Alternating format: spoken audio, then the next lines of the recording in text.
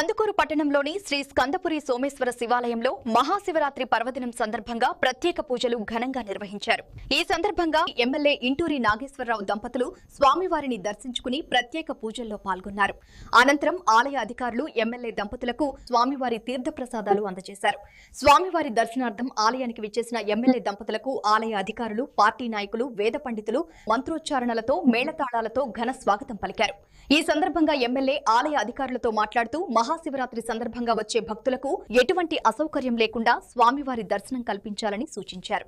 దేవస్థానంలో ఏర్పాటు చేసిన ప్రసాదాలను ఎమ్మెల్యే ఇంటూరి నాగేశ్వరరావు దంపతులు స్వయంగా భక్తులకు పంపిణీ చేశారు. మహాశివరాత్రి వేడుకలతో ఆలయం భక్తులతో కిటకిటలాడింది.